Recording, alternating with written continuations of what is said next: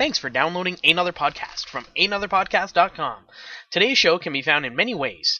iTunes, the Ehnotherpodcast.com webpage, and now can be found on Stitcher.com. You can now stream the latest show anywhere with the Stitcher app, on your computer, even on your boss's computer. Ehnother Podcast is now at your fingertips every day of the week and at your convenience. Enjoy today's episode of Warlock Wednesdays. Ehnotherpodcast.com. Not a sponsor.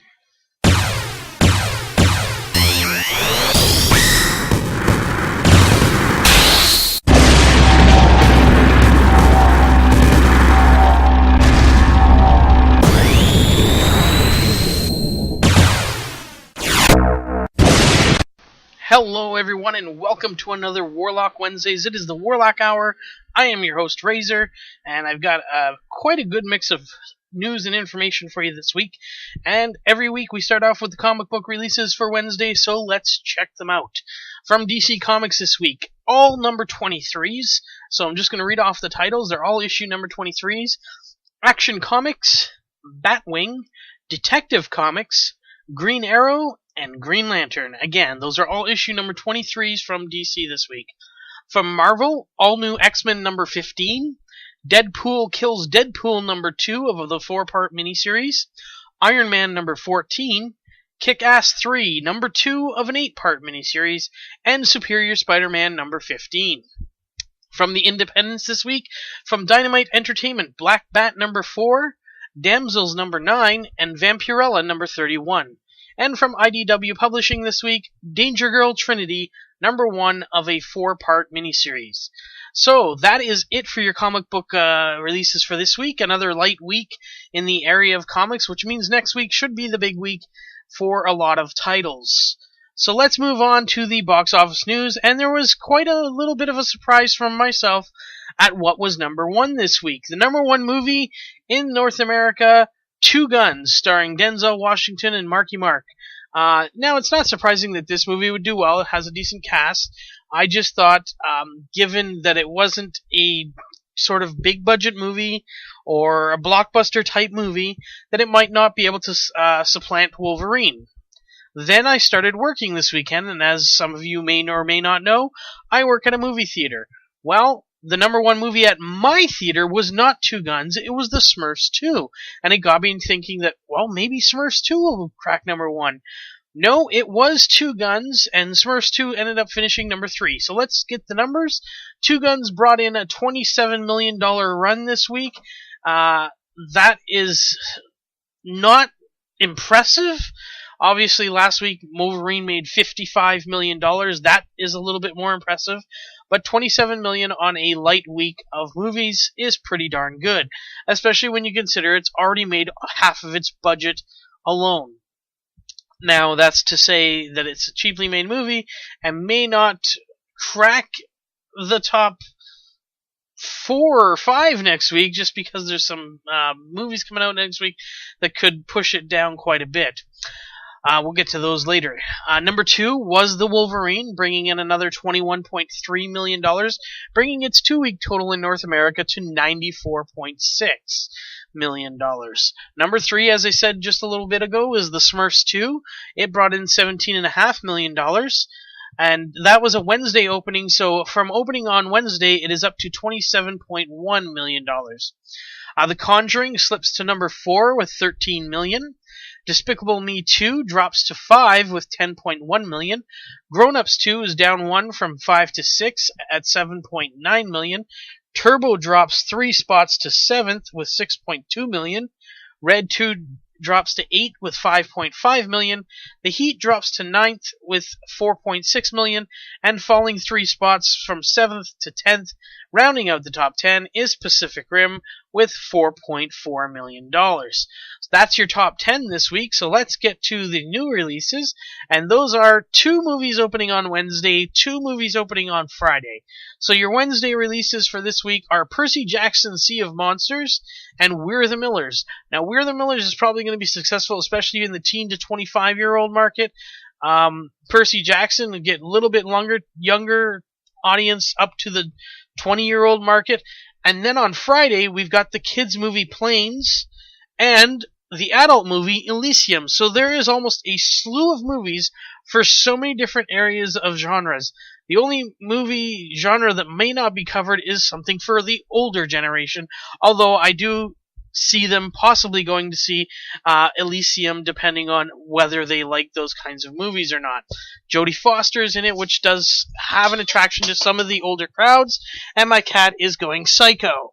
So, for any of you who know my cat, this is usually normal, but it's disturbing me in my podcast recording.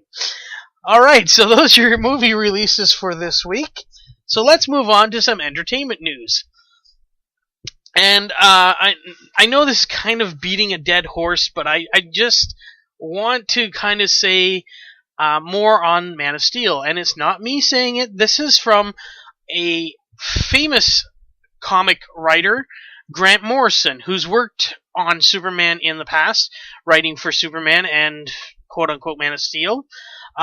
He had this to say about Man of Steel. He kind of hedged it a little bit, but this is what he had to say. I kind of liked it and kind of didn't, to be honest. I feel bad because I like Zack Snyder and David Goyer, and Henry Cavill was really good. But it felt like one of those ones where it's like, bring on the second movie now that you've done this. And I don't need to see that as someone who knows all I know about Superman. For me, it was a bit, seen it before. No matter how they tried to make it a little bit different, I'm more looking forward to the Dark Knight version of Superman, the next one, where hopefully it will have Lex Luthor and be some fantastic second act. It's a credible Superman for now, but I'm not sure about the killing thing. I don't want to sound like some fuddy-duddy Silver Age apologist, but I've noticed a lot recently of people saying Batman should kill the Joker, and yeah, Superman should kill, he should make the tough moral decisions we all have to make every day. I don't know about you, but the last moral decision I made didn't have anything to do with killing people. And I don't think many of us ever have to make the decision whether or not to kill. In fact, the more you think about it, unless you're in one of the armed forces, killing is illegal and immoral. Why would we want our superheroes to do that? Well put, Mr. Morrison. I love that line, and I'm definitely going to use that line myself. Because why would we want our superheroes to do that? We wouldn't. Making these superheroes trying to face a moral decision like killing is bullshit and should not be done. It just shouldn't have been done. They're supposed to be superheroes. They're not human, and as he said, unless you're part of the military, it is immoral and illegal. Then he was asked about different questions, and he went on to say about putting females into film. Basically, they were asking about the Wonder Woman movie. Couldn't even say that. This is what he had to say. I know Warner Brothers isn't particularly keen on launching movies with female leads, and most of the big studios aren't. It's just a thing in Hollywood. They have fears about this. They also believe the audience is composed mainly of 18 to 30-year-old men who don't want to know about women. And then he, in quotation marks, it says he laughs. There are certain attitudes that have been around for a while, and I think people just don't question them anymore, and things like Wonder Woman always fall prey to it. I think you could have easily made an amazing Wonder Woman film if you had Angelina Jolie in her prime doing it. I think it would have done well, but I don't know if there's a big-name actress who could do it now. The executives just run these things over in their heads and say, I don't know if it's worth putting money into this, it's not a surefire hit, the boys want to see Batman brooding. Believe me, that's what they think. Boys don't want to see a bunch of Amazons running around. I do. I'm a guy. I want to see that. But apparently, the studios don't get it. And here's the problem with that. The thing is, Warner Brothers has failed at making a successful lead female movie, mostly because their big attempt for DC was a Catwoman movie starring Halle Berry. First of all, Halle Berry's a horrible actress. Winning an Oscar by having sex with Billy Bob Thornton does not make you a great actor. If it did, Angelina Jolie would have a slew of Oscars because she married the man for a time. Like, seriously, folks, pay attention, and just because the Academy of Stuffed Shirts give an award doesn't mean they're actually a great actor, because I've seen many actors winning that award that didn't deserve it. And not to sound wrong about it, but I mean, Monsters Ball was not a great movie. It was horrible. She was horrible in it. She won an Oscar? Hell, Jason Mewes should win an Oscar then. No offense to Jason Mewes, I love Jason Mewes, but I'm just saying that giving an Oscar for that kind of performance is so terrible. And when you fail at movies like Catwoman bombed, it's hard to convince studios to greenlight something like Wonder Woman. Now, as I said before, Joss Whedon wrote a Wonder Woman script, and I guarantee you this was an excellent story, because Joss Whedon knows how to write for strong women. I've mentioned it numerous times before, so I'm not going to go into it, but basically, Warner Brothers screwed the pooch on that one. They said no, and now he's kicking their ass. So, basically, screw you, DC, as far as movies go. Alright, so let's move on. Enough of that one. Big news out of the entertainment industry.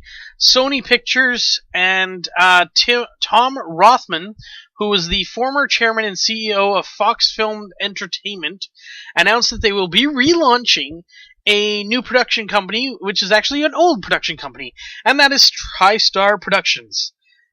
They will keep this TriStar Pictures logo that many people have come to know, and I'm sure they're going to dossy it up a little bit.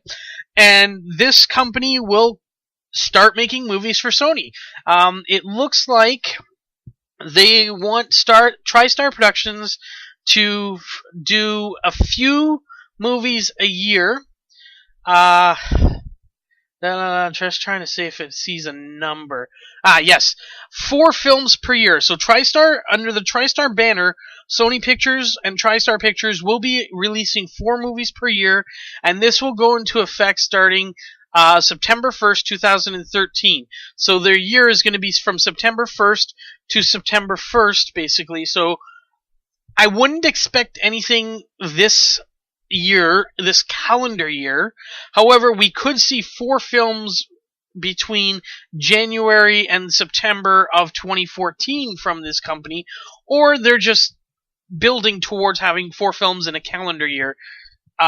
Nothing has been finalized on where that goes yet, but this is definitely something that where TriStar did a lot of stuff, especially in the late 80s and early 90s, so looking forward to seeing this company back in production and back on the radar, and it looks like they're going to be run very well. Sony Pictures has done very well for themselves, and just have to see where things go there. Alright, for you anime fans, Akira, the live action film, Warner Brothers is going to reattempt it again.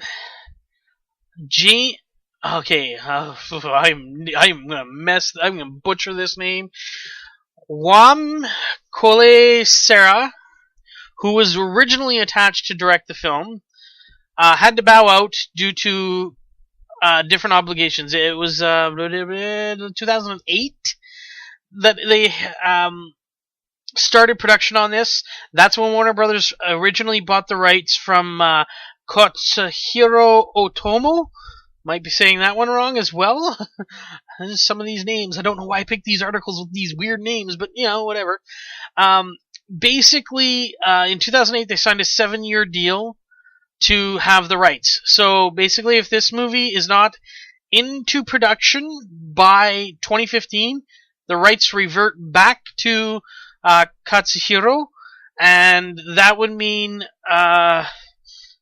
they would basically lose $90 million because that was what it cost at that point. Now, the script originally was done by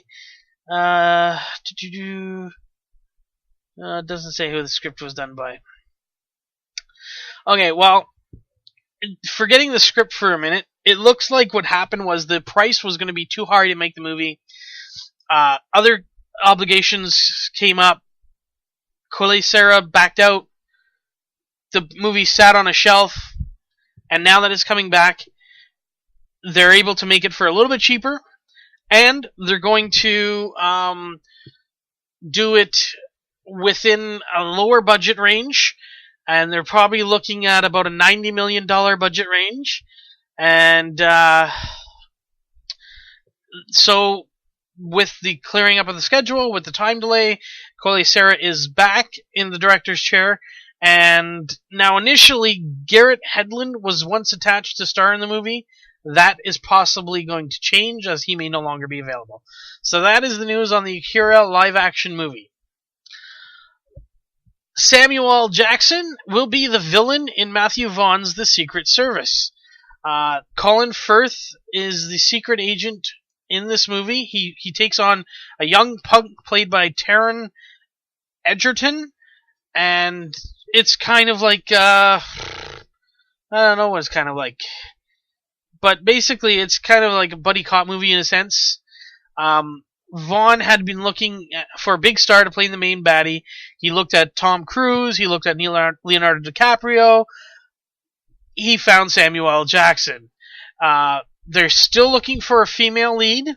And Emma Watson and Bella Heathcote are said to be in the mix for that role. So that film is still under pre-production, and it's called The Secret Service. Jack Black has joined Jason Segel and Cameron Diaz in the movie Sex Tape. It's a comedy from Sony Pictures. It's about a couple who take a night off from their kids to make a sex tape, which they end up losing, and so comedy ensues as I guess they try to get it back. Jack Black will be playing the CEO of a major porn company, and he gets his hands on the tape. So,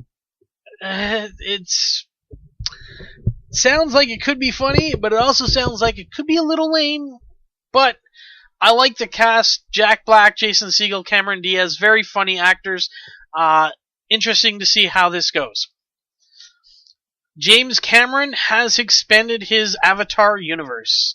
There will not be 2 more Avatar movies. No, there will be 4 more Avatar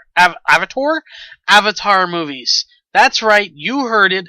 James Cameron is going to flood the market with Avatar movies. Now, get this. This December, we are getting the second installment of the Hobbit trilogy. Or is it quadrilogy now? Who knows how many movies he's making.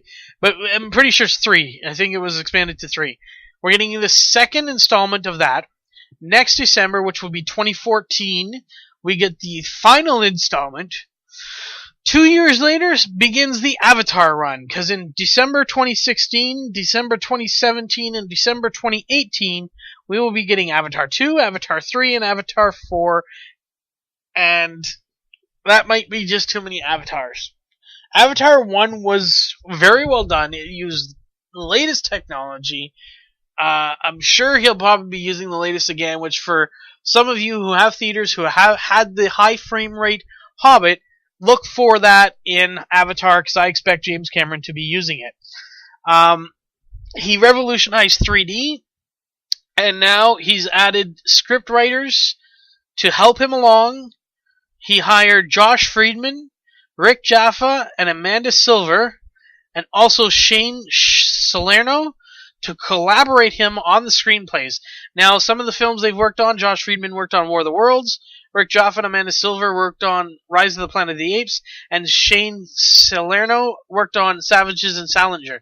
So those are just some of the movies that they've worked on before, and also they've worked with Cameron before on different projects. So it looks to be that Cameron is trying to flood the market with Avatar movies.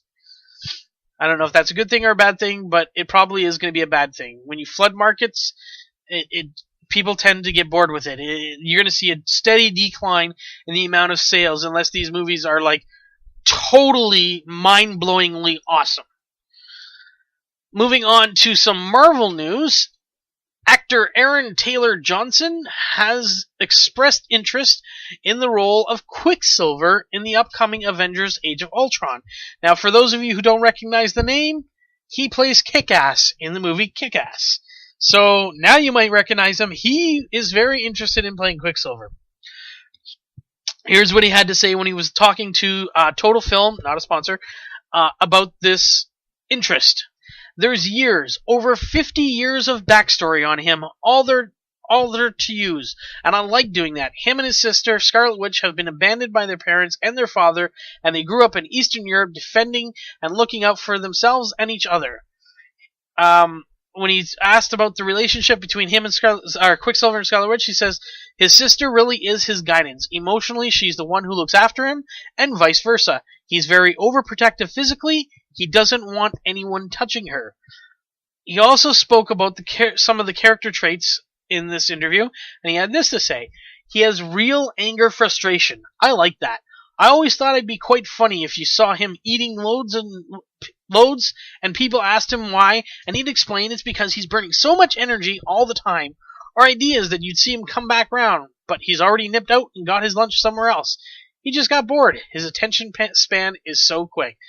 Now, after hearing what he had to say, I say cast the man. Joss Whedon definitely knows his stuff, and I'm never going to doubt him. In Joss, we trust. But this kid knows his Quicksilver, and that is the kind of actor I want playing a character like this. So Joss Whedon, I hope you're listening. Yeah, maybe not to me, but I hope you're listening to Aaron Taylor Johnson, and you give this kid a shot. Moving on, sticking in the comic world, not necessarily Marvel, but the man, Stan Lee, has created a character and is going to be putting that character into a movie called Annihilator. Now, let me tell you this. Annihilator tells the story of a young Chinese expatriate, Ming, who must choose between remaining in prison or enlist in a secret U.S. super soldier program. The program uses targeted genetic enhancements from various animal species.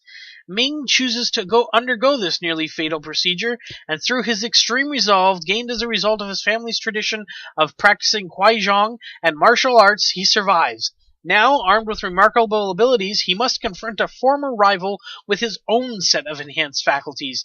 Our reluctant hero is forced not only to face his personal demons, but also to defeat the villain who will destroy everything that he knows and loves. Well, it looks like they have an actor to play this character. Singer Wang Leehom is set to star in Annihilator, which goes into pre-production later this year. Or production later this year. It's in pre-production. For those of you wondering about the Mummy reboot, director Len Wiseman, most famous for the Underworld franchise, was supposed to follow his Total Recall remake with a Mummy reboot. Well, he's out. The project is still going forward, and Sean Daniels, Alex Kurtzman, and Robert Orci are still producing, but they are looking for a new director. They want to get this movie into theaters for the summer of next year. And they said, this is what they said, they were going for a darker and scarier take on the Mummy mythology. This is supposed to draw information from the science-based novels of Michael Crichton that would still appeal to a wide audience, with the Mummy character being a monster, but with more of a human personality. So the Mummy franchise is still in plans to be rebooted, but will no longer be directed by Len Wiseman. Which I think is sad for that, because, I mean, if there was anything that would turn that franchise around, it would be Len Wiseman. Alright, any Bourne fans out there? Well, it looks like the 5th Bourne movie is on the way, and it will again star Jeremy Renner and his character Aaron Cross. This is in hopes to possibly bring back Matt Damon when they do the 6th Bourne film, although it's looking a little less likely, but that is hope. That is hope. That is always the hope. Now, here's what they had to say. The agent that was introduced will continue following his story, and Universal hopes that there will be enough interest to follow this storyline, the divergent storyline following Aaron Cross as opposed to Jason Bourne, which has been masterminded by Tony Gilroy, the writer, and he is also back, by the way, for the 5th one. This is in hopes that it will keep the franchise going. Again, as I said, with the hope that Damon might return and we might see Jason Bourne and Aaron Cross in the same movie, which would just be badass and awesome. I think it would be great. Totally great. Alright, moving on to some Man of Steel 2 news. It appears now that the Warner Brothers team wants to cast a little bit older Batman than they had initially said.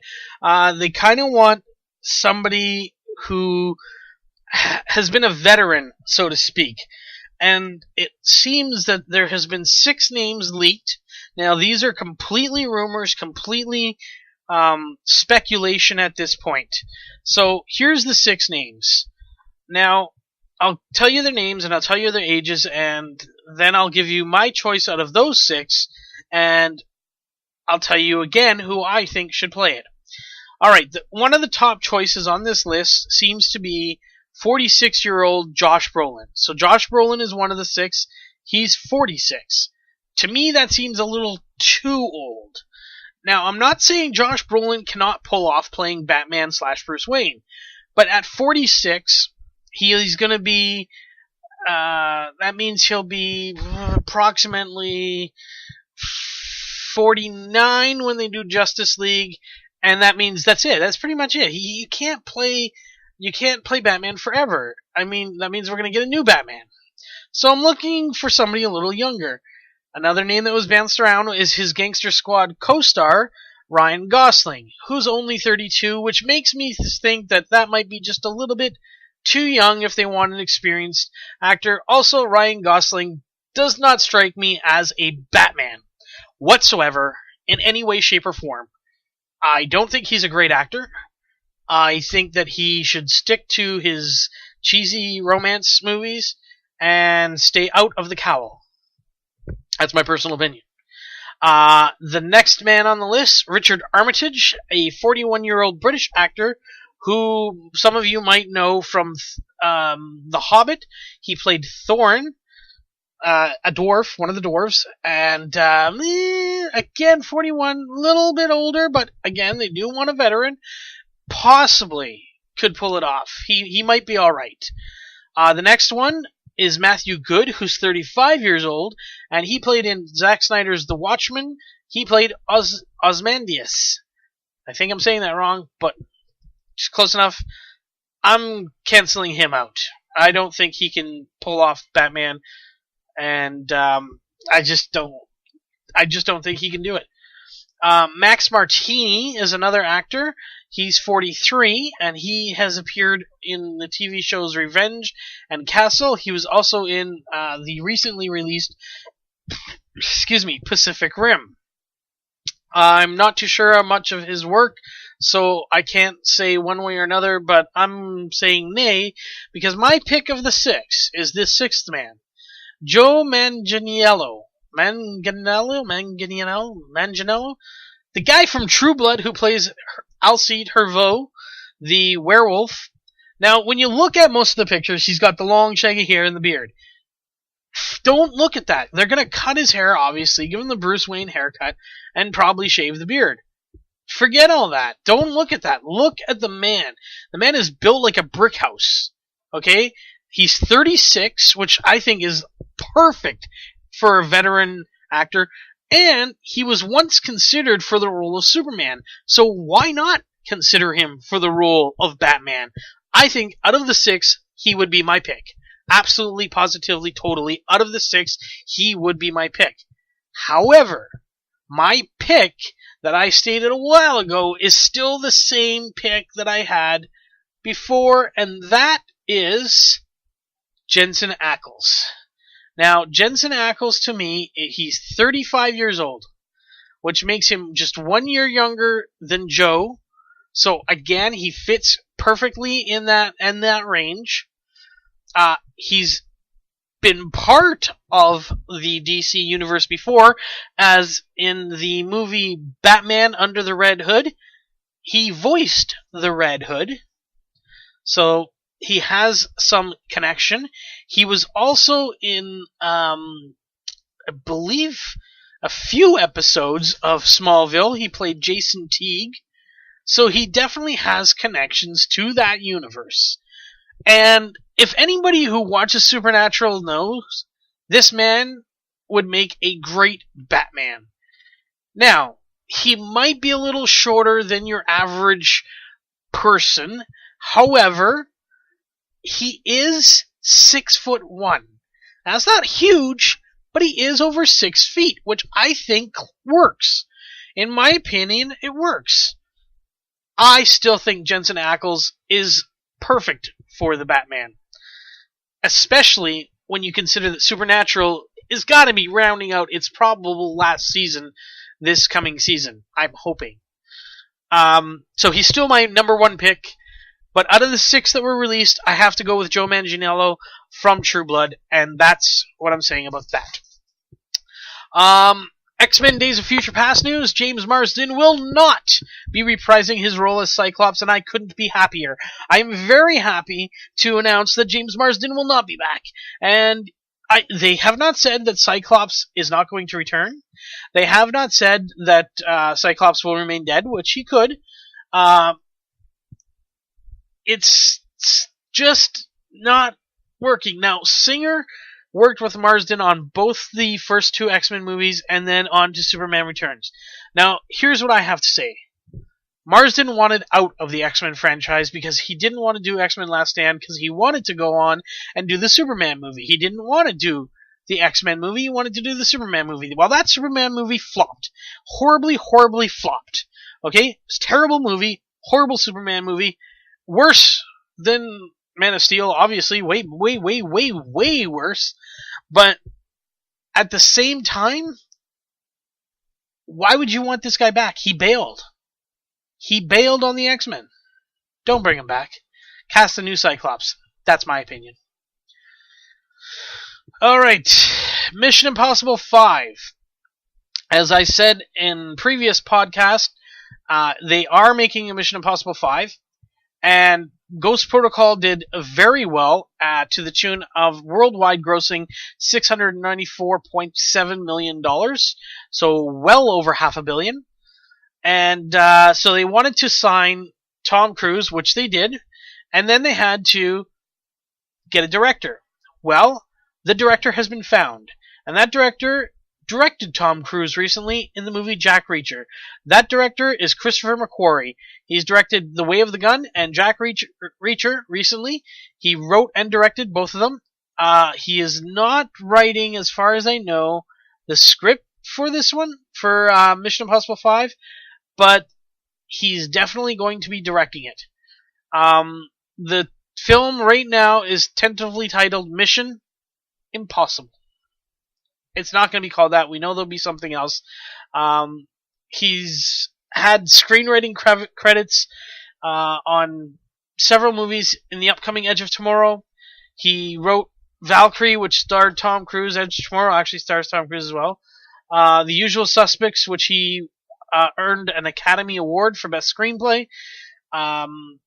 It just is. It seems right to me, and I think that he will do a very good job with the Mission Impossible franchise. Although I think Tom Cruise is getting a little old, but hey, whatever. 20th Century Fox and DreamWorks Animation Film have announced that they've added 2 voice actors to their movie B.O.O, Boo, which is Bureau of Otherworldly Operations. They have currently attached Seth Rogen and Melissa McCarthy, while now they can also add Matt Bomer and Rashida Jones. Rashida Jones is set to play the ex-wife of Moss, and I don't know who Moss is in this film. Let's see here. Rogen is playing Moss, Jackson Moss, which is a ghost, and McCarthy is playing Watts.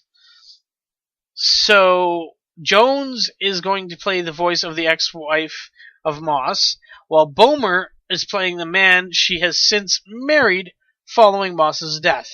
So that should be interesting. So they're playing husband and wife in this animation thing that's coming out. I don't know when, because it didn't give me a release date. But it should be a very interesting comedy animation with those actors involved. I mean, Rogan McCarthy alone, right? Alright, Penguins of Madagascar, the spin-off movie that has been long in the works over at DreamWorks, is finally getting made. It's set to hit theaters March 27th, 2015. They've added 2 new voice actors.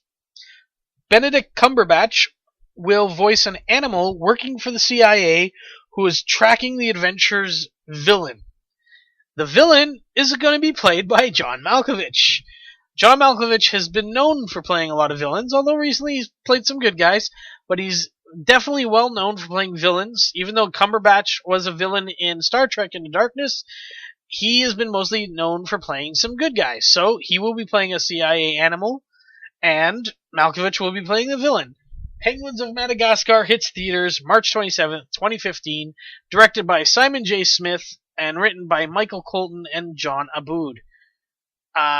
Let's just say, of the Madagascar films, the penguins are by far the funniest part, and much like the Minions are getting their own movie from the Despicable Me franchise, the penguins definitely deserve their own movie from the Madagascar franchise.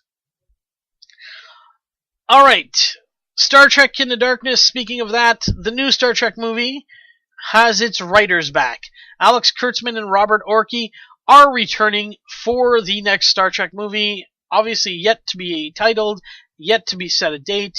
Although no official date, of course, we do know that in 2016 it is the 50th anniversary of Star Trek, and what better way to celebrate that anniversary than with Star Trek 3 of the rebooted franchise. So the original writers from the first 2 Star Trek reboots are back. Moving on to some television news. Last week, I mentioned that Arrow was going to involve a canary, black canary, one of them, and it looks now also that The Flash will be joining the series. He will be a recurring character. It will be Dr. Barry Allen. There will be an origin story for him, and it looks like the no powers has gone by the wayside, and this now opens up a can of worms, in it, so to speak. Now, I'm not saying they're going to rush and put a whole bunch of powered villains or powered heroes on this show, but The Flash definitely means that they're open to consideration that. Now, whether this helps or hinders future television shows, because it looks like they would kind of develop The Flash on Arrow to possibly spin off into his own television show. So eventually it would lead to him leaving Arrow and being just The Flash back on TV. So I guess now the only question is, who do we start? Who stars as Barry Allen? Nobody's been announced, nobody's been talked about just yet, and for that means I don't know how old they want to go. I've always said if they make a Flash movie soon, that Neil Patrick Harris should play the Flash. Unfortunately, Neil Patrick Harris still has a season left of How I Met Your Mother. Now, it is a recurring role, so it is possible that he could play the Flash, but again, I don't know how old they want to go, and they might want this guy to do stuff for a while. I still think NPH would be perfect. Alright, moving on to more television news, and more comic book television news. Marvel's Agents of S.H.I.E.L.D. has signed David Conrad. He was formerly on the show Ghost Whisperer, and he signed on for a recurring role, and the role is being kept secret. So we don't know who he's playing. All that we were told is he fits the type of character the show was looking for, under the quotations of a brilliant and quirky scientist. So that was all that was revealed. Nobody knows who he's playing. That was all that was listed. 24, Live Another Day, signs fan favorite Mary Lynn Rajskub She played Chloe O'Brien in the original run of the show. Well, she will be back. Don't know where this show is going. It's been a few years since the show went off the air. I think it was 2010, so it's been 3 years, and by the time it starts, it'll be 4 years because it's coming in the spring of 2014. They're going to do 12 episodes as opposed to 24, and they're going to condense 2 hours into a 1 hour show. It's still going to be real time. The time will like flick ahead, but that's basically what the premise is. They want to see if they can still do it. So let's wait and see what happens. I'm definitely looking forward to it, and the fact that Chloe will be back is she was a big part of the show, especially from season 3 when she appeared going forward. Alright, you Netflix users, you ever go onto your Netflix and your significant other or your child or a friend who was over has watched something and you're like, I didn't watch that. Well, now look at the stuff that's popping up. I don't watch these kinds of movies or these kinds of shows. Well, Netflix Incorporated has decided that they will be introducing a new thing called profiles. This will be a feature to make everyone in the household have their own separate quote-unquote profile. You will be able to create 5 profiles per account. So basically, you're paying your $8, and you can create 5 profiles. So, like, if you're a family, you could create one for the husband, the wife, 2 kids, and the dog, if you want. It doesn't really matter, but you can kind of set it up to have, like, when you have friends over, you can set it up for your significant other, so that your shows only show your personal favorites, only show your favorite genres, and, you know how they always say top 10 recommended, and then it'll all be about stuff that you watch. And if your significant other watches different stuff, it'll be all geared to what they watch. If your child watches something else, it'll be geared to what they watch. And those profiles can be connected to your Facebook accounts, so that your friends' suggestions appear only on the profiles of the one who's on that profile. So this is supposed to start, well, it's already started rolling out. It was started August 1st, and throughout all of August, profiles will be worked into the Netflix systems, and it appears that they will be on not only the PC, but it will be on the PlayStation 3, the Xbox 360, the iPad, the iPhone, Apple TV, and most of the smart TVs that use Netflix. So basically on most of the devices that support Netflix currently. So that's where that is right now. Okay, so that's basically some of the news of the week, and now I have a couple of topics I want to get into.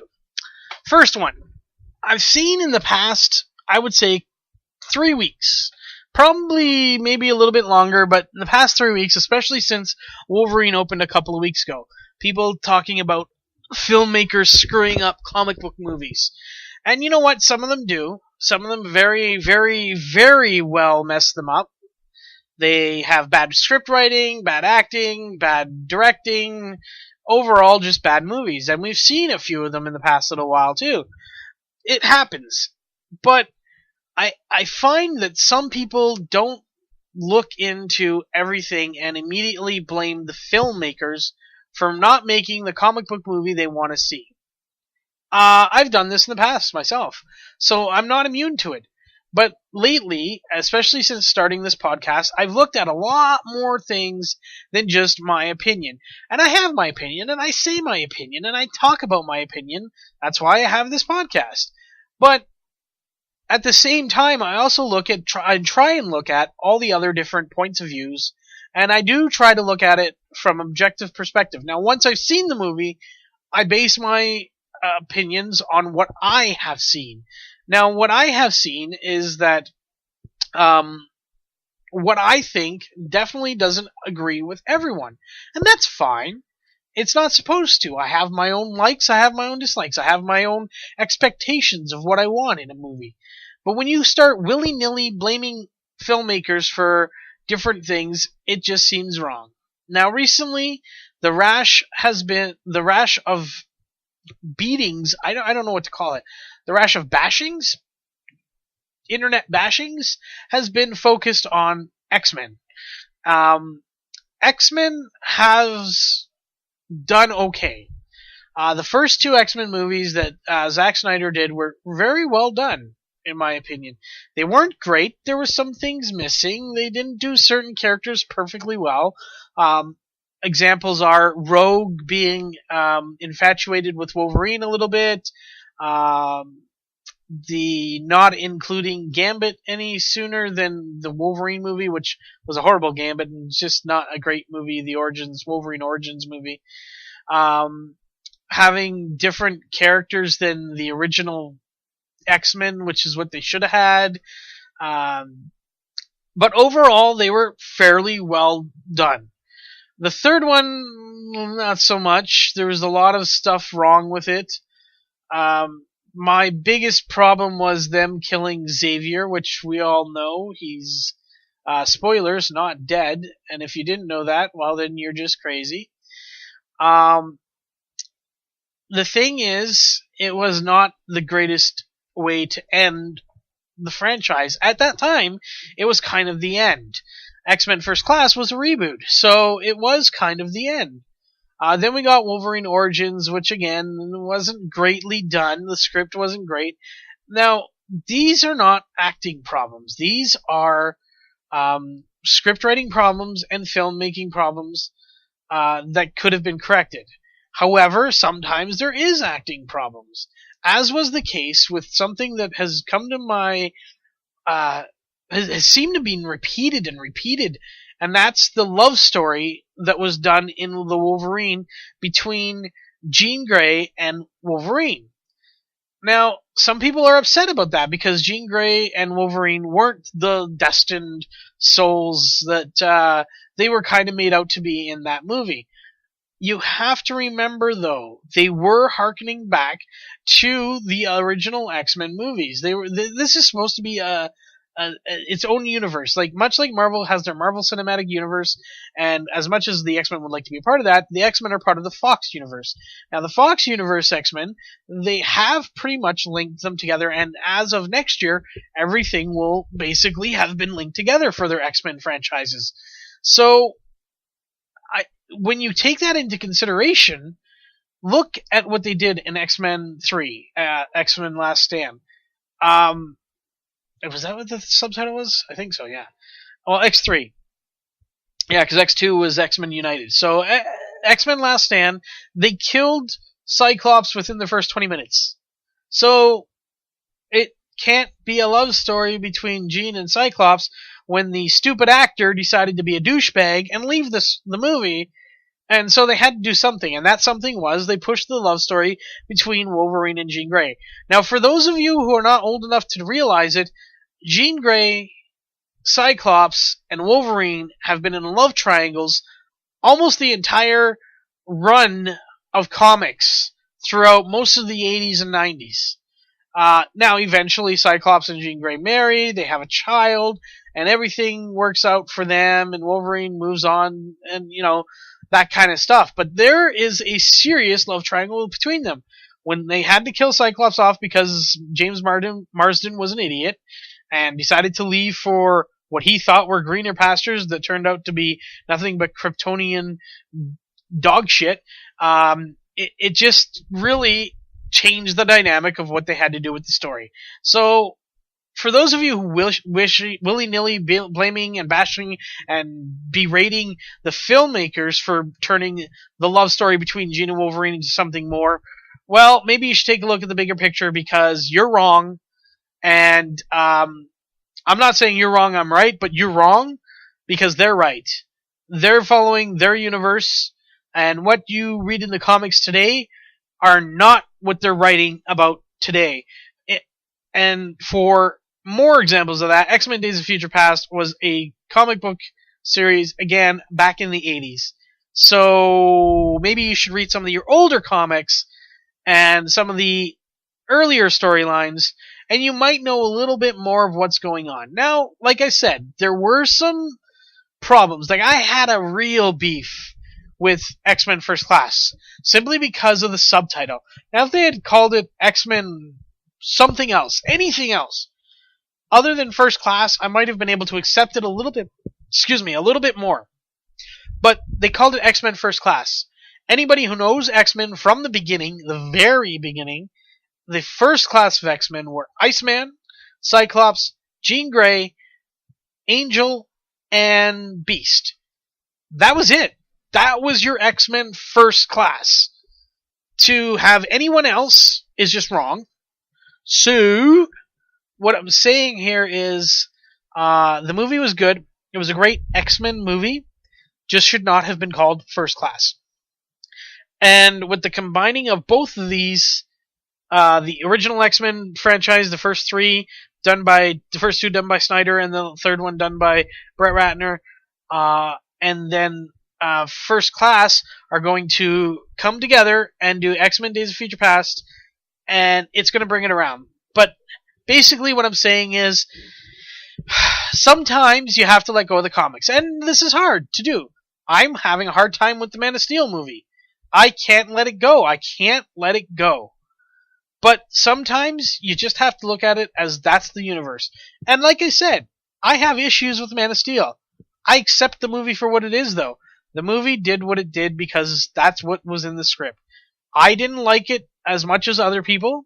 I enjoyed the movie as a movie. Did not enjoy it as a Superman movie. I thought it was a very entertaining movie. I enjoyed it very much. But I saw flaws. I saw things that I didn't like.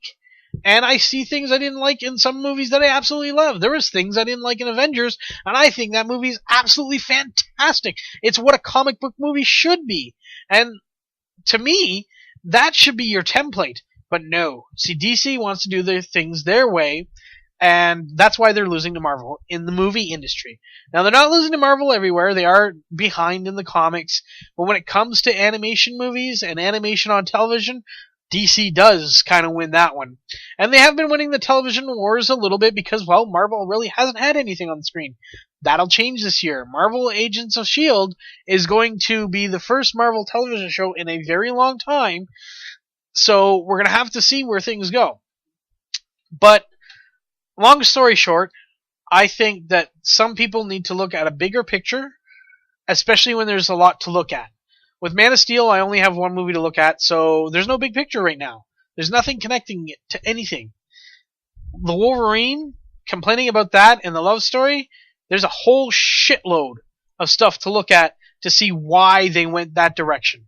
So quit your bitching, quit your complaining, quit your moaning, and watch all those movies again, and it makes perfect logical sense that they would do that in the Wolverine movie. Plus, you gotta give a shout out to Famke Janssen. She has done everything asked of her from the studios with that character, and currently that character is dead. Now, no character in the comics universe, whether it be comics, TV, movies, ever stays dead, so I'm not saying we'll never see her again, but she has no place right now, as far as I can tell, in the Days of Future Past movie.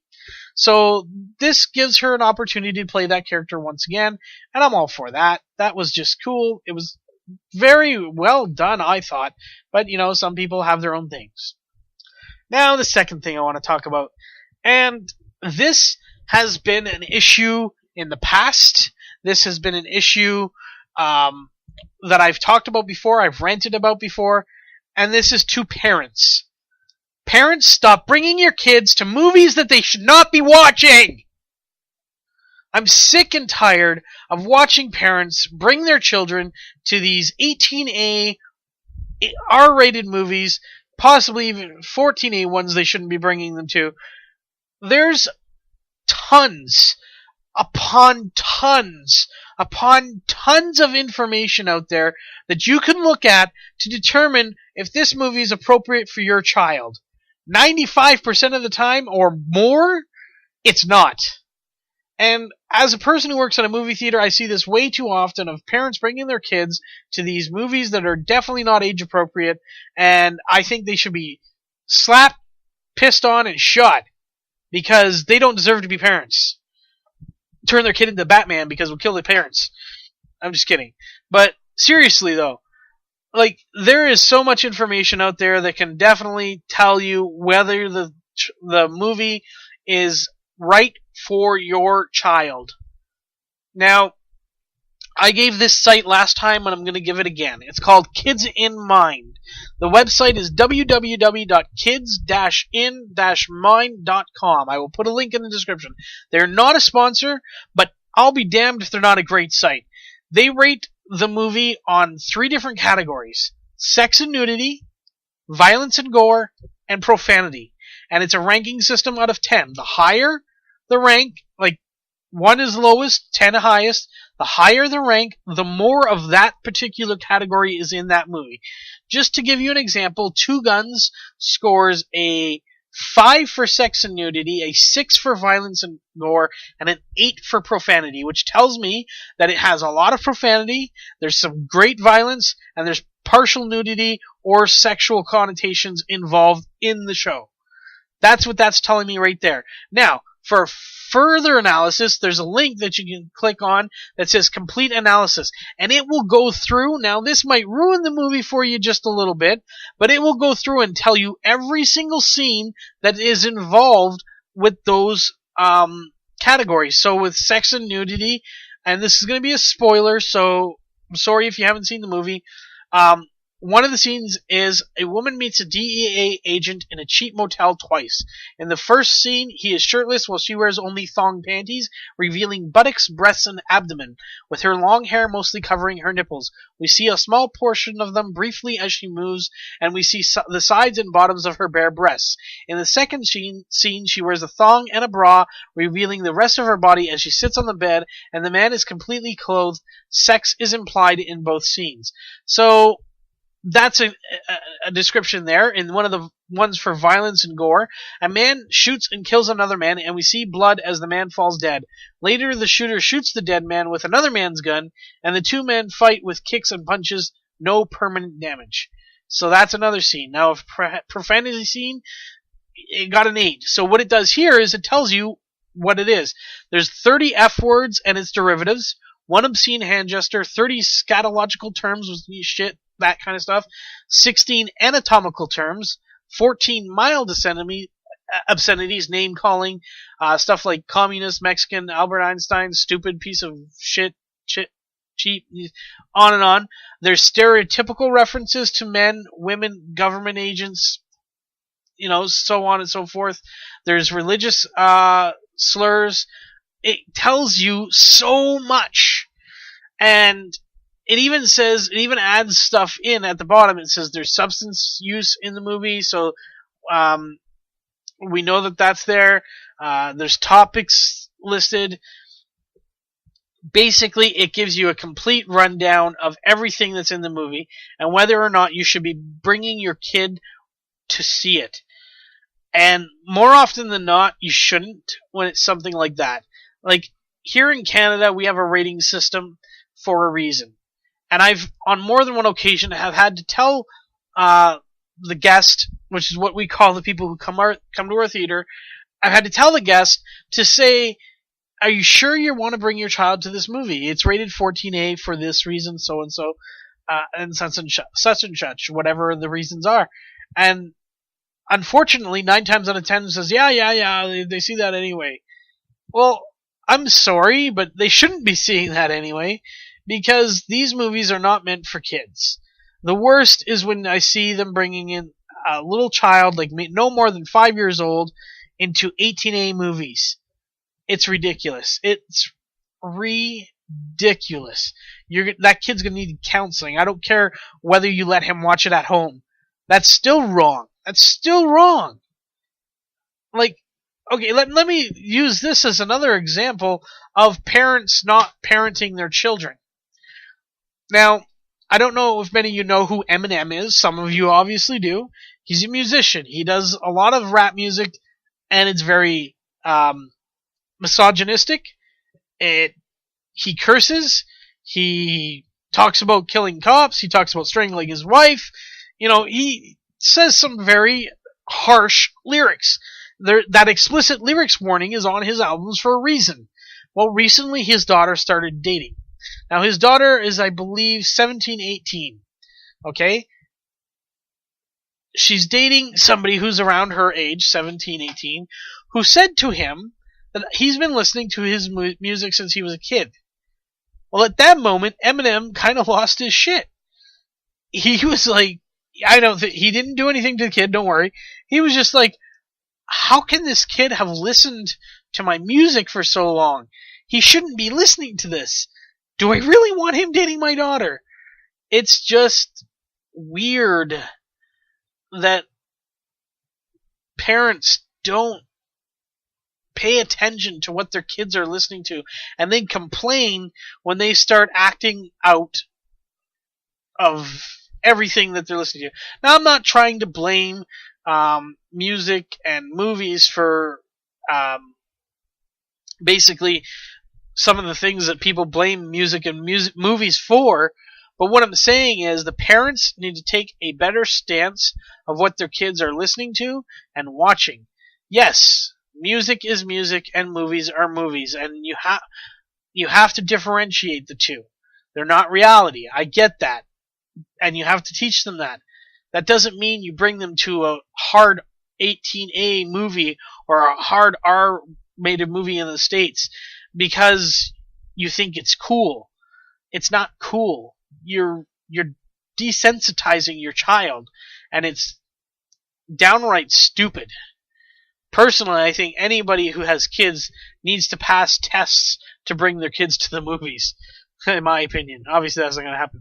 But come on, there's so much information in this day and age of technology that you can easily find out whether a movie is appropriate for your child. Don't let your child tell you to bring them to a certain movie until you know what that movie's about. I saw a child trying to bring their parent to bring them into, what was it? Oh, goodness me. Oh, the to-do list. The to-do list. Let's see if I can find that on this site. The to-do list, okay? Here's the ratings for the to-do list. 9 for sex and nudity. 3 for violence and gore. And 8 for profanity. Now, in the States, this was rated R. In Canada, it was rated 18A. That means that anybody who's accompanied by somebody who's over 18 can bring a child into this movie. A parent tried to bring a child into this movie. The person who was ripping the tickets said to the parent, "Are you sure you want to bring your child to this?" And then proceeded to explain why. And as soon as she explained why, they said, No, we're not taking you to see this. Let me just give you a synopsis of the movie. This isn't even clicking the link to see the complete analysis. This is a synopsis. Succumbing to peer pressure in 1993, a young woman decides to become more sexually experienced before going away to college. Seeking to lose her virginity, she makes a step-by-step checklist of sexual acts to follow, although it doesn't always bring the results she expects. Now, if I click the complete analysis, I'll just read one scene, or two scenes from the first one, just because the first one is a little short.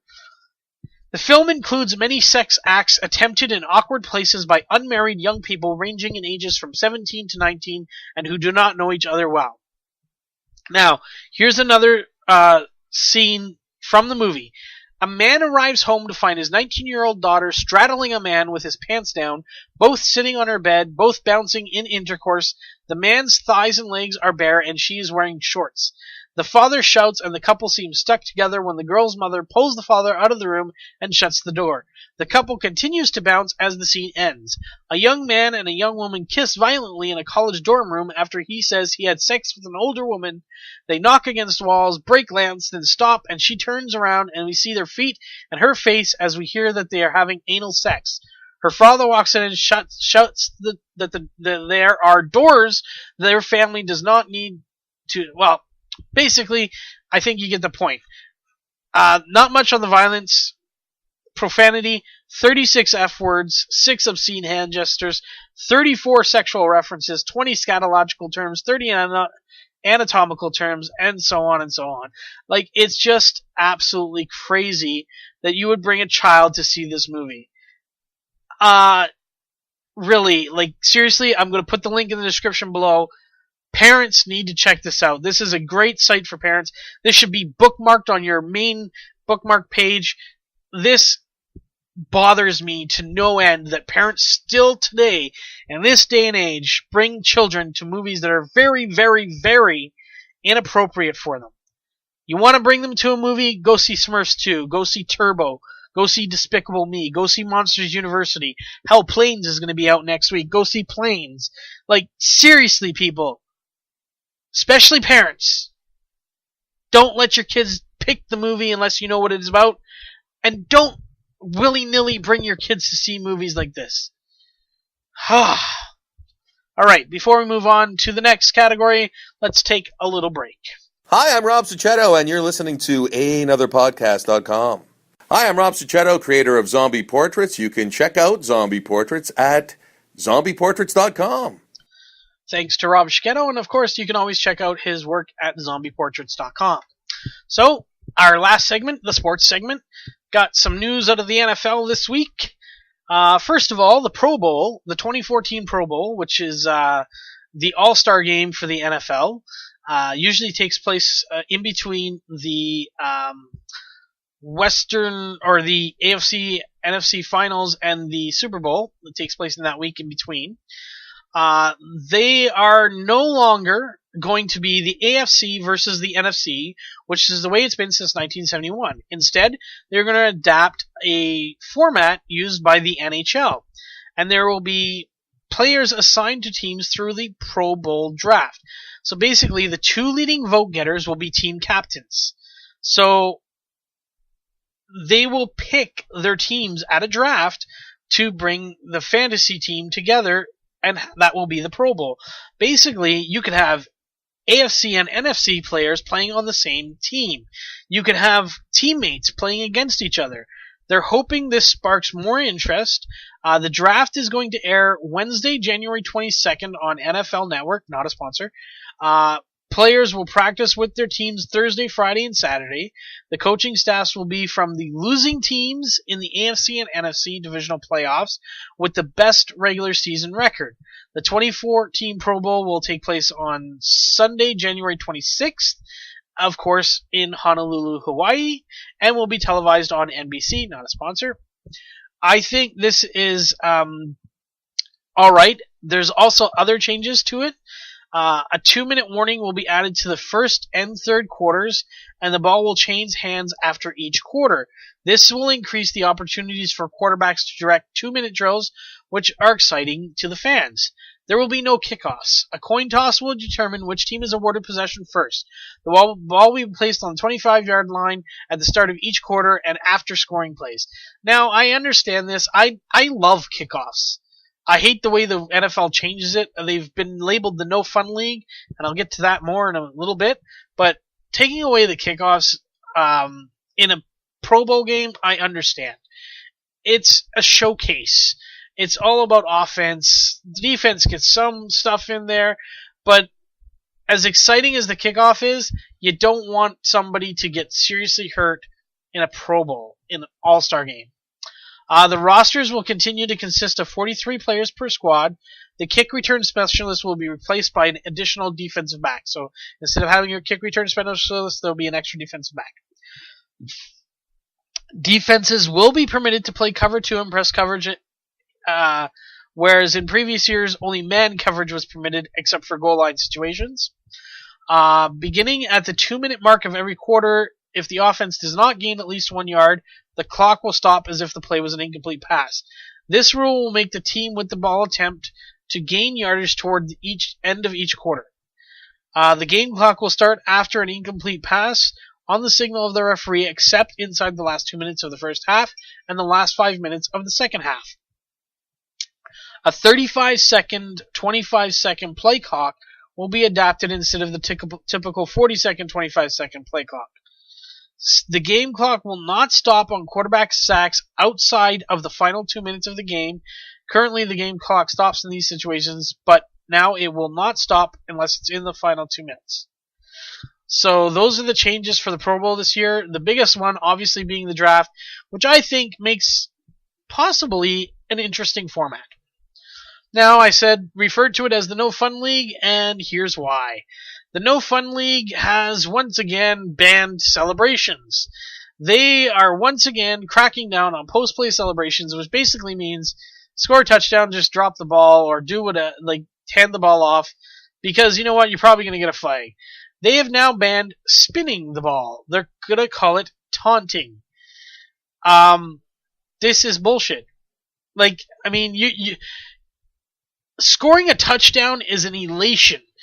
You can't spike the ball anymore. You can't do a dance in the end zone. And now you can't spin the ball. It's getting ridiculous, and seriously, like, I know why they brought in these rules initially. It was because of guys like Terrell Owens who went to elaborate extremes. You know what? He's not playing no more. Like, you gotta let the players show their exuberance, otherwise it's going to be really no fun. They're not getting the term no fun league for no reason. They're taking all the fun out of the game, and that's not great. It makes it not as exciting to watch.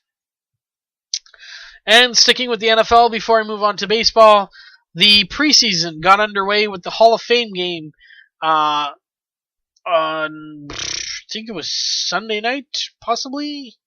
Yes, Sunday afternoon, actually. Pre-evening? Sunday pre-evening? The Miami Dolphins took on the Dallas Cowboys. Obviously, it's preseason. These games don't mean much. Pretty much dominated by Dallas in the first half. Second half, Miami made a comeback. In the fourth quarter, they scored 17 points. However, they still lost the game 24-20. So, I don't know how much stake you guys put in preseason games. I don't. All I can tell you is that Dallas really poured it on in the early goings, and the late goings was all Miami. Typical preseason game, 24-20, turnovers galore. It just, let's see, what were the turnovers finals? Let's see if I can find it.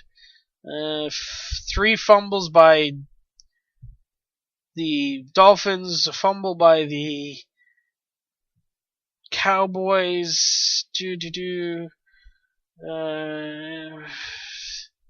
Yeah, so it's a preseason game. I mean, you don't take much stock in these, but preseason is underway. For football fans, it's always an exciting time to know. So let's move on to some baseball news. Just announced today. Now, today being Monday, as I record the podcast on Monday, and this will go live on Tuesday, or no, on Wednesday, sorry, it is Warlock Wednesdays. But announced today, there will be many suspensions in Major League Baseball thanks to the, the biogenesis scandal. Alex Rodriguez taking most of the brunt. Now, he is appealing, so he is allowed to play while the appeal process goes on. But if he loses the appeal, his suspension will be 211 games. Say goodbye to your career, Rodriguez, because this will be the mark that most people will remember you by. Maybe not Yankees fans, maybe they will, but this will be how people know you. The guy who got a 211 game suspension. Now, there were 12 other players that were handed 50 games suspensions, which basically ends their season. Outfielder Nelson Cruz of the Rangers, Tigers shortstop Johnny Peralta, Mariners catcher Jesus Montero, Padres shortstop Everett Cabrera, which means no more steals for him, Yankees catcher Francisco Cervelli, Phillies reliever Antonio Bastardo, and recently demoted Mets utility man Jordan Valdespin. Also minor leaguers Fernando Martinez, Jordan Norberto, Fotino de los Santos, Cesar Puello, and Sergio Escalona were suspended. And also Norberto is currently a free agent. So when he signs with a major league organization, that's when his suspension will take place. Players that did not serve game suspensions: Melky Cabrera of the Jays, Athletics pitcher Bartolo Colon, Padres catcher Yasmani Grandal, all of whom already had suspensions due to this biogenesis thing, so they've done their time, they've served their sentence, so to speak. So those ones will not be suspended because they already had their suspensions take place.